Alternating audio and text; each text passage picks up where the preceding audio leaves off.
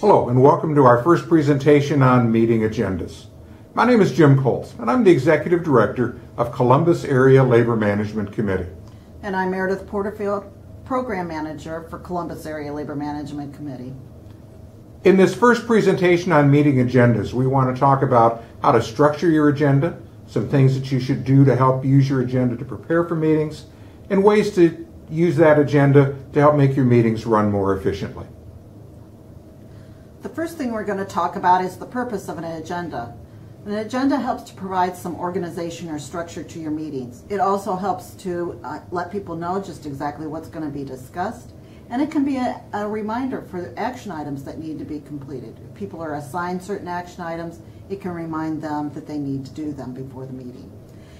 The other thing agendas do is they act as a reminder for the meeting themselves. And they also can be a mechanism for problem solving. On the screen is a sample agenda for a very simple meeting, but it shows you the basic components that belong in agendas.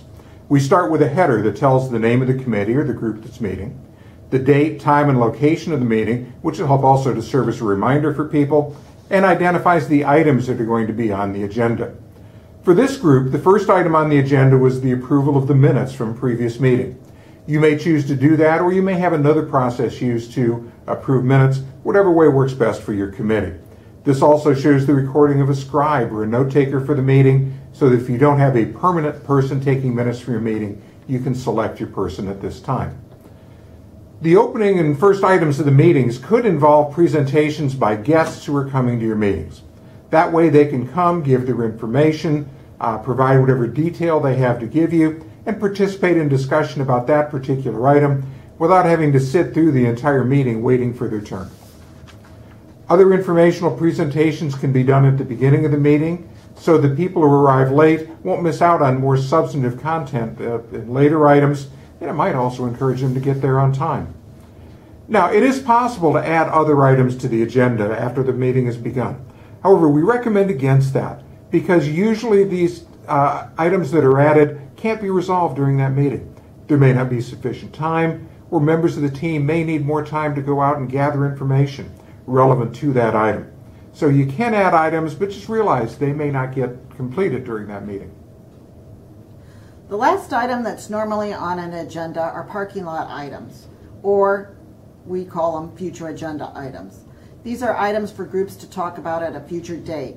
They're normally added at the end of the agenda so items won't get lost.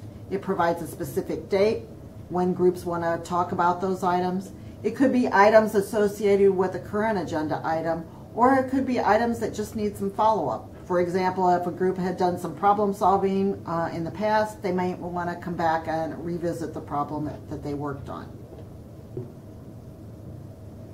That's the end of our presentation for Agendas Part 1. Stay tuned for our Agendas Part 2 for more information about how you can better plan your meetings.